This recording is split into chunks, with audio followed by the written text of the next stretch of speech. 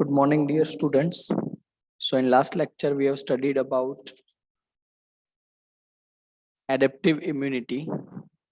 And in that, we have also studied about structure of antibody, types of antibodies, and role of different antibodies for maintaining our immunity to fight against the antigens. Okay. Now today we are moving ahead one more part of the acquired immunity, that is types of acquired immunity. देखिए, types of immunity, there are two types, innate and acquired. In that, types of acquired immunity are also subsets. Number one, and these are not immunities in general, they are immune response, how this acquired immunity is going to function.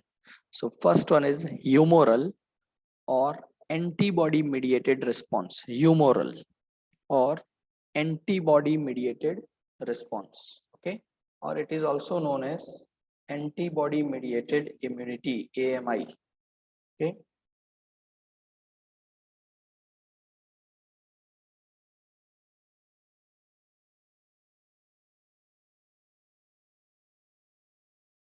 and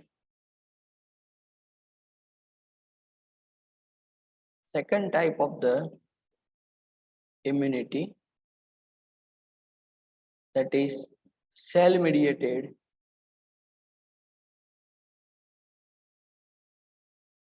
response or cell mediated immunity, and the abbreviated form is for CMI.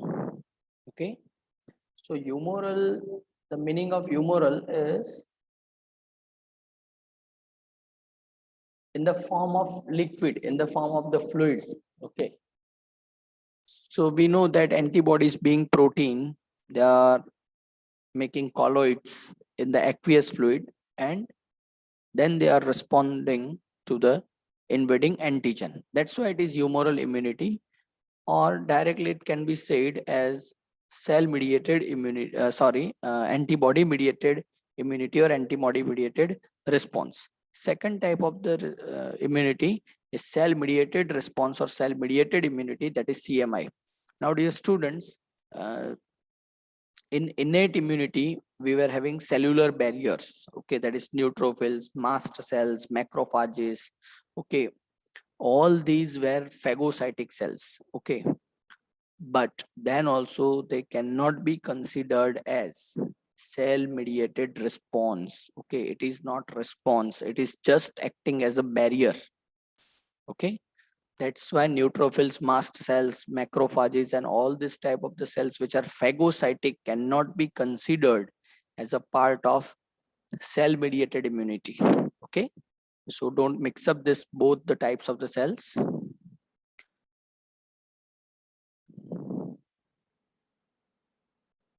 So first of all, humoral or antibody mediated immunity, it is the immune response which is mediated by immunoglobulins, IG, or you can say antibodies, AB. Okay, antibodies are found in blood plasma. We know right now plasma. Okay, many people are asking for plasma who were corona positive. Okay, so why? Because plasma is carrying antibodies. Okay, याद करिए आपका blood circulation का chapter, उसमें plasma and serum, these two were the liquid parts. Okay, in that plasma which is having immunoglobulins and all the things. Okay, so blood plasma which is carrying antibodies, that's why humoral.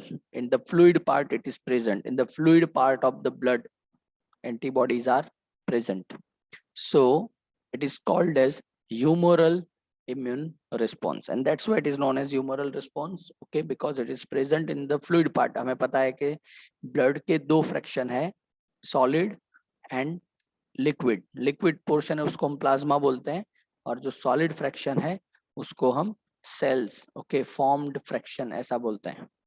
Fine. Now what happens? See, when the antigen is entering into the cell, like antibodies coat virus. Okay, antibodies are coating the virus which is entering in the body. Okay, and because of this antibody, okay, what happens, this antibodies which are coated by the virus, this virus which is coated by the antibodies, let me clear, okay, they cannot infect the cells, they cannot infect the uninfected cells. Okay, अब यहाँ पे आप एक और terminology देख रहे हैं, that is epitope. Okay, ये जो पार्ट्स आपको दिख रहे हैं, these are the epitopes of the antigen. Okay, virus जो है वो एंटीजन है. एंटीजन क्यों है ये हमें पता है, because it is actually not the part of our body, right. लेकिन पूरा वायरस जो है वो कभी भी एंटीजेनिक रिस्पॉन्स नहीं देता है, इम्यूनोजेनिक रिस्पॉन्स क्रिएट नहीं कर सकता है उस वायरस के बॉडी के ऊपर, चाहे फिर वो वायरस है, बैक्टीरिया है, कुछ भी है. उस वायरस या तो उस बैक्टीरिया के बॉडी के ऊपर कोई ना कोई ऐसा पार्ट रहता है, अ प्रोटीन और लिपिड और whatever which is acting as a receptor ideally, right. तो उसकी वजह से क्या होता है, this virus can be identified. और सभी वायरस, सभी बैक्टीरिया जो भी है, इन सभी के ये जो एपिटोप्स होते हैं वो अलग अलग होते हैं, अलग अलग होते हैं. और वही उनका आइडेंटिफिकेशन मार्क है. जैसे हमारे सेल का आइडेंटिफिकेशन मार्क क्या है, तो हमारे सेल्स के ऊपर जो रिसेप्टर है वो आइडेंटिफिकेशन मार्क है. ऐसे वायरस और बैक्टीरिया के लिए भी आइडेंटिफिकेशन मार्क क्या है, ओके, तो वो इन वायरस के, इन बैक्टीरिया के एपिटोप है. यहाँ पे हम वायरस का एग्जांपल ले रहे हैं राइट नाउ. तो वायरस का जो एपिटोप है उसके साथ आपके जो एंटीबॉडी हैं वो बाइंड होते हैं. ओके, और ये जो एंटीबॉडी जब बाइंड होते हैं उसके साथ क्या होता है, तो ये कोटेड जो वायरस है, अब वो किसी भी अनइन्फेक्टेड सेल को जब इन्फेक्ट करने जाएगा तब वो उसको इन्फेक्ट नहीं कर पाएगा. It can not infect it. Okay, और जब भी ये ऐसे इन्फेक्ट नहीं कर पाएगा तो फिर क्या होगा, तो ये वायरस का अभी टैगिंग हो चुका है. ये वायरस जो है उसका अभी ये टैगिंग हो चुका है, और ये टैगिंग होने की वजह से, टैग मतलब किस, कौन सा टैग लगा है, एंटीबॉडी, ये टैग है, लेबल हो गया, इसको लेबल लग गया है. क्या लेबल लगा है कि अब इसको मार देना है. ओके, तो ये लेबलिंग होने की वजह से हमारे बॉडी में जो एक तरह के सेल्स हैं which is phagocytic neutrophil, okay, वो फिर इसको एनगल्फ करते हैं. और फिर उसका तो हमें पता ही है, फैगोसाइटोसिस, न्यूट्रोफिल इसको एनगल्फ कर लेंगे, मैक्रोफाजिस भी इसको एनगल्फ कर सकते हैं. और फिर क्या होगा, तो फिर इसका पूरा का पूरा जो वायरस है उसको डिस्ट्रॉय कर दिया जाएगा. ओके, अल्टीमेटली हमें जो इन्फेक्शन होना था वो इन्फेक्शन अब नहीं हो सकता है. And that is the way of the humoral और antibody mediated immune response. Okay, तो ये एक काम रहता है किसी भी एंटीबॉडी का. They are acting as a missiles, कल ही मैंने आपको बताया था.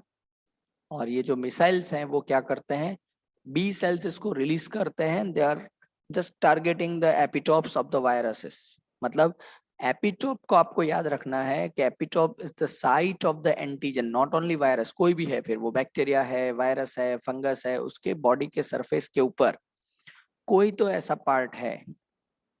जैसे याद करिए साल्मोनेला के बारे में, इसी चैप्टर में हमने पढ़ा था, वहां पे H antigen, O antigen, flagellar antigen, cell wall antigen, ऐसा एक पार्ट था. Okay,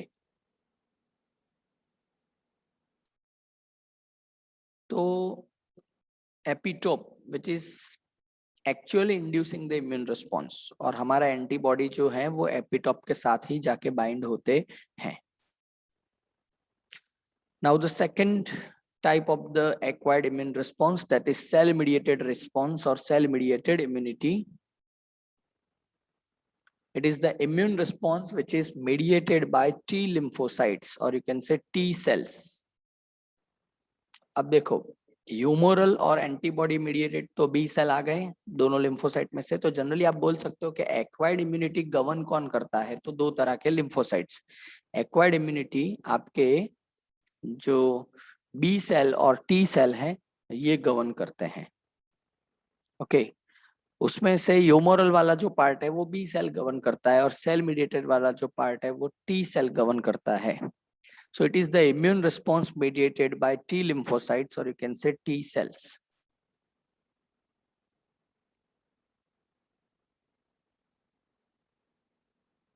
Now what happens? T lymphocytes का यहाँ तो cell mediated immune response जो उसका बहुत बड़ा रोल है for differentiating between self and non-self, मतलब क्या हमारा है और क्या foreign है। Okay, and because of that it can cause graft rejection. Cell mediated immune response is responsible for graft rejection. Okay जैसे कि आप यहाँ पे देखिए, ये जो आपका सेल है this one the pink one, वो आपका वायरस इन्फेक्टेड सेल है। और वायरस इन्फेक्टेड सेल है तो क्या होगा, अब देखिए पूरा का पूरा सेल जो है वो वायरस की फैक्ट्री बन चुका है। बहुत सारे वायरस जो है इसको इसके अंदर प्रोड्यूस हुए हैं। ये याद रखिए किसी भी एक सेल को एक ही वायरस इन्फेक्ट कर सकता है, कभी दूसरा वायरस उसको इन्फेक्ट नहीं कर सकता है। Okay, single virus can infect single cell, लेकिन एक बार इन्फेक्शन हो जाने के बाद आपका जो सेल है विच इज इन्फेक्टेड, वो सेल एक फैक्ट्री बन जाता है which can produce number of the viruses. तो ये तो आपका सेल है जो वायरस की फैक्ट्री बन चुका है, उसको आपके टी सेल्स आइडेंटिफाई करते हैं। You can see over here these are the T cells. कौन से टी सेल्स है? Cytotoxic T cells. मैंने आपको बताया था दो तरह के टी सेल्स होते हैं, T H and T C. T H का नाम है हेल्पर टी सेल्स, और मतलब जो बी सेल को हेल्प करते हैं for the production of the antibody, whereas the cytotoxic T cells are the cells which are actually fighting with the antigens. Okay, तो आप यहाँ पे देखिए कि आपके साइटोटॉक्सिक टी सेल्स क्या करते हैं, तो T cells make contact and release the granules. आप देखिए फिजिकल कांटेक्ट कर रहे हैं यहाँ पे थ्रू रिसेप्टर्स। ये रिसेप्टर्स हैं टी सेल के, इसके लिए एब्रीविएटेड फॉर्म है जो आपके टेक्स्ट बुक में नहीं है, TCR। It is known as TCR, T cell receptor. So through T cell receptors, this particular your infected B cell is going to be contacted. और ये कांटेक्ट कैसे होता है, तो आप देखिए कि जो इन्फेक्टेड सेल है उसके ऊपर आप देखिए ये कुछ ब्लू कलर के जो रिसेप्टर्स दिख रहे हैं दूसरे भी, और वो जो ब्लू कलर के रिसेप्टर है that is known as MHC। It is known as MHC। अब ये MHC क्या है तो वो भी मैं आपको बताता हूँ, उसका फुल फॉर्म पहले मैं आपको लिख के बताता हूँ। तो MHC का फुल फॉर्म है major histocompatibility complex, MHC, major histocompatibility complex. अब मेजर हिस्टोकम्पैटिबिलिटी कॉम्प्लेक्स का मतलब क्या है? मेजर तो मतलब एक कोई मेजर मॉलिक्यूल है, इंपॉर्टेंट वन, इसीलिए इसको मेजर बोला गया है। हिस्टो का मतलब होता है सेल, कंपेटिबल सेल्स के लिए। ओके, तो MHC जो होते हैं वो हमारे बहुत सारे सेल के ऊपर एक्सप्रेस होते हैं। एक्सप्रेस होने का मतलब है कि वहां पे सेल सरफेस के ऊपर प्रोड्यूस होते हैं। आप देख सकते हैं ऐसे बहुत सारे हैं MHC, उसके भी टाइप्स हैं लेकिन उतना डिटेल में अभी हमें नहीं जाना है, मैं सिर्फ टाइप बता देता हूँ, टाइप 1 टाइप 2। ओके, कौन से कहाँ पे होते हैं that is beyond the boundary of your discussion. लेकिन MHC जो है वो हमारे कुछ सेल्स जो है उसके ऊपर ही एक्सप्रेस होते हैं। अब ये MHC क्या करते हैं, तो वायरस ने अगर इन्फेक्ट करके रखा हुआ है सेल को, तो MHC क्या करते हैं, ये जो वायरस के पार्टिकल्स है ना, अब देखो एपिटोप दिख रहे हैं बाहर, you can see over here, आपको यहाँ पे एपिटोप दिखेंगे, ये रहे। एपिटोप कहाँ पे है, ये आप देखिए पिंक कलर का पोर्शन भी एमएचसी के ऊपर आपको छोटा सा दिख रहा है, तो वो कोई और नहीं है, आप देखो उसका एपिटोप है। आप देखिए यहाँ पे लिखा है MHC protein displaying viral antigen, और ये वायरल एंटीजन और कुछ नहीं है, it is the epitope, it is the epitope of the virus. वो उसको डिस्प्ले करते हैं, डिस्प्ले करते हैं तब जाके टी सेल को सिग्नल मिलता है कि दिस सेल इज इन्फेक्टेड, क्योंकि उसने देखा कि एमएचसी के ऊपर वायरस का कुछ बॉडी पार्ट मुझे दिख रहा है, that is the viral antigen और एपिटोप। ओके, तब टी सेल क्या करता है, it is coming towards this infected cell, और फिर उसका जो टीसीआर है, that is T cell receptor, उसके थ्रू इस सेल को कांटेक्ट करता है, फिजिकली कांटेक्ट करता है। फिर क्या होता है, फिजिकली कांटेक्ट करके वो अपने सेल के अंदर जो ग्रेन्यूल्स हैं, वो ग्रेन्यूल्स इस सेल में रिलीज करवाता है, इन्फेक्टेड सेल में। एंड दिस ग्रेन्यूल्स क्या करते हैं, this granule induce cell to self destruct, and that's why virus can not replicate. तो ये टी सेल ने जो ग्रेन्यूल्स रिलीज किए थे, उस ग्रेन्यूल्स की वजह से ये पूरा सेल क्या हो जाता है, सेल्फ डिस्ट्रक्शन मोड में चला जाता है। ओके, सेल्फ डिस्ट्रक्शन मोड में चला जाता है, और सेल्फ डिस्ट्रक्ट हो जाएगा तो फैक्ट्री ही नहीं रही तो प्रोडक्शन किसका होगा। तो वायरस इन्फेक्टेड सेल को कील करना बहुत जरूरी है, ये एक बहुत इंपॉर्टेंट पार्ट है, क्योंकि वायरस इन्फेक्टेड सेल आप अगर कील नहीं करोगे तो क्या होगा, वायरस इन्फेक्टेड सेल अगर आप कील नहीं करोगे तो it will remain as the factory of the virus, और फिर वो कॉन्स्टेंटली वायरस को प्रोड्यूस करता रहेगा, और जितने वायरस ज्यादा प्रोड्यूस होंगे उतने नए नए सेल, क्योंकि वन सेल वन वायरस ये मैकेनिज्म है, उतने ज्यादा ही इन्फेक्शन साइकिल चलती रहेगी। और इसीलिए ये काम कौन करता है, ये काम करते हैं आपके साइटोटॉक्सिक टी सेल्स। नाउ एक और स्टेटमेंट जो आप यहाँ पे देख रहे हैं आपके स्क्रीन पे,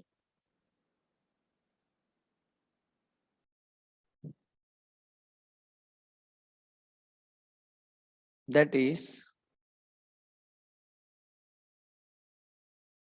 so you can see over here the body can differentiate self and non-self because of this cell mediated immune response, because of this T cells. Our body is well developed to discriminate between what is mine and what is foreign.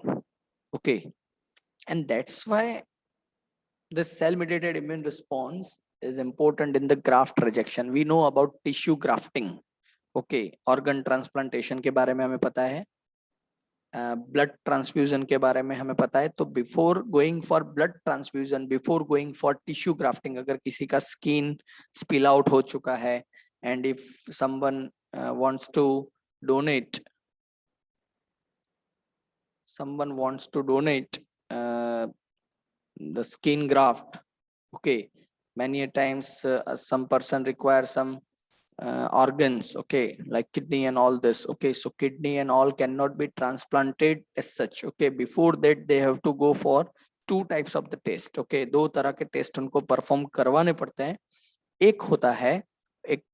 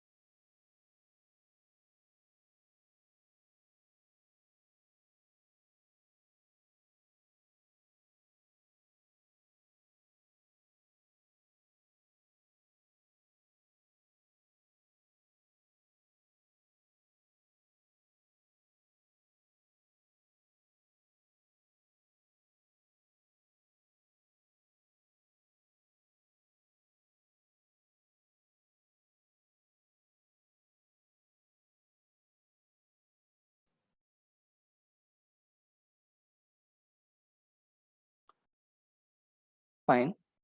So body can discriminate between self and non-self, and tissue grafting अगर किसी को करवाना है, kidney transplantation या ऐसे कोई organ transplantation, skin transplantation, ऐसा अगर किसी को कुछ करवाना है, so we know that they have to go for blood matching. Okay, blood matching तो करवाना ही है, that is blood group testing. Okay, उसके साथ साथ MHC भी मैच करवाना पड़ेगा, that is major histocompatibility complex. Okay, इसको भी मैच करवाना पड़ेगा क्योंकि ये भी पर्सन टू पर्सन उसमें भी वेरिएशंस होते हैं. अगर ये MHC में वेरिएशन आया तो आप टिश्यू डोनेट नहीं कर सकते और ना ही रेसिपिएंट ले सकता है. प्रॉब्लम डोनर को नहीं होगा, डोनर ने तो अपना ऑर्गन या टिश्यू डोनेट कर दिया, but the person who is receiving this organs और टिश्यूज, उनको फिर बाद में इश्यू होने वाले हैं. Okay, and many a times the person may get die. Okay, क्योंकि साइटोटॉक्सिक टी सेल्स उसको एज अ फॉरेन आइडेंटिफाई करेंगे, उसका खुद का नहीं है, क्योंकि वो किसी और पर्सन से ग्राफ्ट लिया गया है, उसका खुद का नहीं है. तो ऑब्वियसली उसको फॉरेन के जैसे ही ट्रीट करेंगे और एंटीजन के जैसे ही ट्रीट करेंगे. अल्टीमेटली वो टिश्यू जो है वो श्रिंक हो जाएगा, ऑर्गन जो है वो श्रिंक कर जाएगा, कोलैप्स कर जाएगा, and the person may get die. In the same way ये ग्राफ्टिंग भी अगर सेल्फ ऑटोग्राफ्ट है, ऑटोग्राफ्ट मतलब हमारे खुद का ही बॉडी का पोर्शन हम ग्राफ्ट करवा रहे हैं, तो फिर ऐसा कोई इम्यून रिस्पॉन्स आने वाला नहीं है, क्योंकि MHC हमारा है, ब्लड ग्रुप हमारा है. फिर दूसरा होता है allograft. Okay, autographed that is self. Allograft, ALLO, allograft ये हमारे सिबलिंग्स का है, मतलब हमारे जो ब्रदर सिस्टर्स हैं, अगर उनमें से हमने ग्राफ्ट लिया है, ऑर्गन लिया है, तो भी चांसेस बहुत कम रहते हैं रिजेक्शन के. उसमें भी अगर ट्विंस हैं, मोनोजाइगोटिक ट्विंस, तो ऑलमोस्ट सेल्फ के जैसा ही केस ये बनने वाला है, तो वहां पे भी ग्राफ्ट रिजेक्शन होने के चांसेस नहीं है. ब्रदर सिस्टर सिबलिंग्स में भी एलोग्राफ्ट में कुछ % चांसेस रह जाएंगे रिजेक्शन के. तीसरा जो है दैट इज जेनोग्राफ्ट, XENO, जेनोग्राफ्ट. तो जो जेनोग्राफ्ट है उसमें तो चांसेस आर वेरी हाई के ग्राफ्ट रिजेक्शन हो. जेनो मतलब फॉरेन, जेनो एक लैटिन वर्ड है जिसका मतलब होता है फॉरेन, और फॉरेन ग्राफ्ट जो होता है उसमें तो obviously chances are very high that rejection हो जाए. Okay,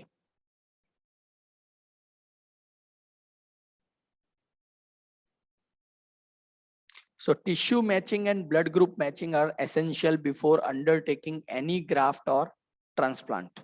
After this, the patient has to take immunosuppressants all his life. Okay, तो सिर्फ मैचिंग कर से मतलब टिश्यू मैचिंग का मतलब है MHC मैचिंग और blood group matching. Okay, blood group matching का तो हमें पूरा केस पता ही है, कौन किसको डोनेट कर सकता है वगैरह. और टिश्यू मैचिंग का मतलब है ये हिस्टोकॉम्पेटिबिलिटी मैचिंग. ये दोनों हो जाने के बाद एक सक्सेसफुल ट्रांसप्लांट तो हो गया, लेकिन उसके बाद जो पेशेंट है जिसने ये ग्राफ्ट रिसीव किया है, ओके, उसको क्या करना पड़ेगा? It has to take immunosuppressants. Immunosuppressants मतलब ऐसे मेडिसिन, ऐसे drugs which can suppress your immune response, मतलब उसको डाउन रेगुलेट करके रखे. ओके, आपकी इम्यून सिस्टम को डाउन रेगुलेट करके रखे, ऐसे मेडिसिन आपको लेने पड़ेंगे for the life time. Okay, देखिए यहाँ पे एक लिखा हुआ है डोनर का HLA और पेशेंट का HLA. अब ये HLA का मतलब क्या है? तो HLA और कुछ नहीं, इट इज MHC. ह्यूमन में MHC के लिए एक वर्ड है that is HLA.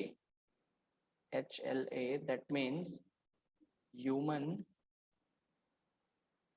T lymphocyte antigen. HLA का मतलब है human T lymphocyte antigen, that is HLA, और वो और कुछ नहीं है, दैट इज MHC. ह्यूमन के लिए वो ह्यूमन का MHC कहलाता है. Okay, it is MHC of human और कुछ नहीं है. ओके, तो HLA टाइपिंग, तो आप यहाँ पे टिश्यू मैचिंग की जगह पे वर्ड यूज कर सकते हैं MHC टाइपिंग, HLA टाइपिंग. तो जब एग्जाम में पूछा जाए तो आप लिख सकते हैं टिश्यू मैचिंग, फिर ब्रैकेट करके लिख सकते हैं HLA टाइपिंग. ये मेडिकल टर्मिनोलॉजी में तो HLA टाइपिंग ही वर्ड यूज होता है।